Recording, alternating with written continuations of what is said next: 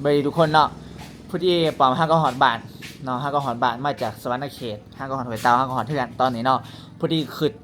ชาเลนจ์ดีๆออกหนึ่งเนาะคือชาเลนจ์แบบที่ปอมเคยเห็นเนาะผมเคยเห็นชาเลนจ์30 มื้อ30เพลงแต่ว่า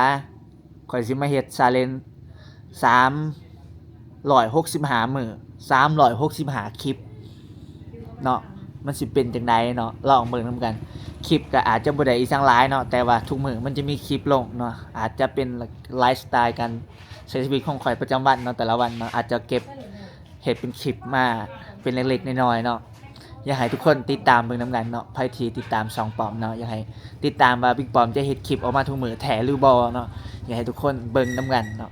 อาจจะเป็นคอนเทนต์การกินการไปการเฮ็ดนั่นเฮ็ดนี่ทุกสิ่งทุกอย่างเนาะในมื้อระหว่างมื้อนั้นขอปอมจะถ่ายให้เบิ่งเนาะอาจจะบ่ได้ถ่ายละเอียดหลายแต่ก็จะพยายามถ่ายเนาะคว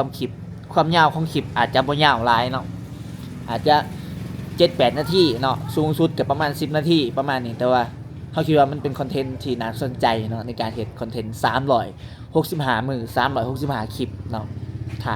ฝากให้ทุกคนติดตามเบิ่งเด้อในช่อง YouTube ช่องนี้เด้อทุกคนเด้อช่อง YouTube นี่แหละเนาะว่ามันสิเป็นจังไดเอาลองเบิ่งคลิปเดี๋ยวสิเริ่มอัพคลิปนี้แล้วก็เริ่มอัพคลิปที่1ของปีเลยเนาะคลิปที่2ที่3ที่4ที่5ลงเลยเนาะทุกคนถ้าติดตามเบิ่งเด้อโอเคคนถ้าติดตามเบิ่งนำกัน